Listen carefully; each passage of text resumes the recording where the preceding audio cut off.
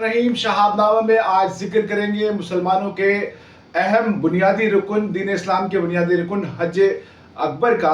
हज जो है वो इस्लाम का एक अहम बुनियादी रुकन है। ज़िलक़द के महीने में आज़मीन हज जो है वो हज सरअंजाम देते हैं। हज के अरकान सरअंजाम जब दे रहे होते हैं तो दुनिया भर में, सिर्फ मुल्क पाकिस्तान ही नहीं, दुनिया भर के अंदर एक बहुत बड़ी माशी सरगर्मी जन्म लेती है। और ये माशी सरगर्मी तकरीबन इसका वॉल्यूम जो है वो 4 खरब के बराबर होता है।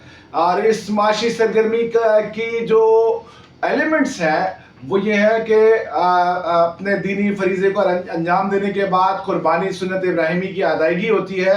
इस कुर्बानी को करने के लिए हलाल जानवर दरकार होते हैं। उन जानवरों को ज़िबा करने के लिए कसाई दरकार होते हैं। उन जानवरों की ग़िज़ा, चारा और अनाज के लिए जो है वो एग्रीकल्चर इंडस्ट्री हरकत में आती है। और इसके साथ ट्रांसपोर्टेशन के एक्सपेंसेस नज़र आते हैं। और गांव देहात जो रिमोट एरिया है वहाँ पर बसने वाले किसानों को अपनी मईशत को सपोर्ट मिलने का इम्कान इस बड़े फरीज़ा हज जो कि सुन्नत इब्राहिमी के नतीजे में माशी एक्टिविटी पैदा होती है, उससे उनको सपोर्ट मिलती है। और जो हमारे पास अब तक महदूद आदाद शुमार हैं उसके मुताबिक जो है वो सिर्फ सुन्नत इब्राहिमी की अदायगी में मददगार बनने वाले जो कसाई हैं वही 23 अरब रुपए के करीब मजदूरी वसूल करते हैं 10 ज़िलक़द के दिन, ज़िलहज के दिन। और इसी तरह से जो जानवरों का चारा है, जानवरों का चारा क्योंकि जानवर खरीदे जाते हैं, मूव होते हैं रिमोट एरिया से, देहाती इलाकों से वो शहरों में आते हैं, दुनिया भर में जाते हैं, तो उनका जो चारा है उसका जो वॉल्यूम है मईशत के अंदर, ये पैदा होने जनरेट होने वाली मईशत के अंदर 3 अरब रुपए के करीब है। इसी तरह से गरीबों को मजदूरी मिलती है, लोडर ड्राइवर जो है उनको रोज़गार के मौके मिलते हैं।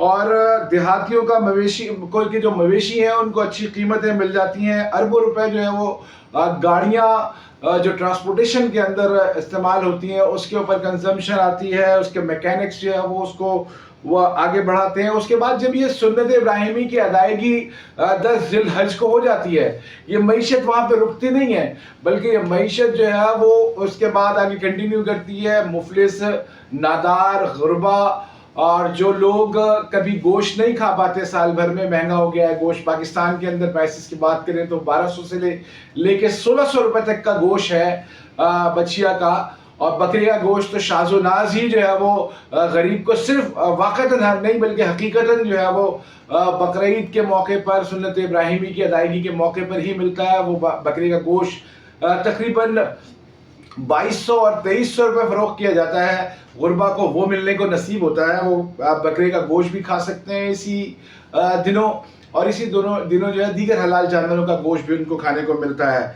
और जब ये जानवर हलाल हो जाते हैं तो इनका जो चमड़ा उतरता है उस चमड़े को जमा किया जाता है। उसके अंदर पूरा एक जो है वो साइकिल चलता है। वो चमड़े मुख्तलिफ लोग जमा करते हैं, उनको ट्रेंडरीज तक मुंतकिल करते हैं। ट्रेंडरीज के अंदर जो है वो रोज़गार के मौके इन्हीं दिनों बहुत ज़्यादा बड़े पैमाने पर डेली वेजेस के रोज़गार के मौके पैदा होते हैं। उस चमड़े को जो खाल को जो है वो चमड़े के अंदर तब्दील किया जाता है। उसकी प्रोसेसिंग में लेबर का जो है वो दरकार होती है। और इस तरह से रोज़गार के मौके मिलने के बाद जब वो प्योर फिनिश फॉर्म में लेदर बन जाता है तो उससे जैकेट्स बनते हैं, जूते बनते हैं और बहुत से अनवाउ इक़साम की चीज़ें जो है वो दरकार होती हैं। और उनकी वैल्यू एडिशन के अंदर definitely machinery, skill labour, non skill labour, तमाम लोगों को रोज़गार के मौके मैसर आते हैं ज़िलहज के इस महीने के अंदर, जब मुसलमान अपने दीन के एक अहम रुकन की अदायगी करते हैं। जो साहिब इस्तिदात होते हैं वो हज अकबर अदा करते हैं और खाने काबा का रुख करते हैं। ट्रेवल एजेंसीज, एयरलाइंस और जो है वो दीगर ट्रांसपोर्ट के ज़राए की जो मईशत का जो पहिया है वो घूमता है। और जो लोग हज नहीं अदा कर पाते और साहिब इस्तिदात होते हैं वो 10 ज़िलहज के दिन कुर्बानी किया करते हैं अल्लाह की राह में, सुन्नत इब्राहिमी के ऊपर अमल पैरा होते हुए। और दीन इस्लाम जिसके बारे में ये कहा जाता है कि वो दीन फितरत है, یہ دین فطرت دین معیشت کے اندر بھی جو ہے یعنی اسلامی معیشت کے اندر بھی بڑا کردار ادا کرتا ہے. اور اس چھوٹے سے ایک ایکٹیویٹی کے لیے ہونے والی جو معیشت ہے اس کا والیوم تقریباً جو کھربوں روپے میں 4 کھرب روپے میں ہے. اگر اسلام کا نظام معیشت ہمارے اسلامی ممالک کے اندر رائج ہو تو ڈیفینیٹلی برکتیں ہم سمیٹ سکتے ہیں.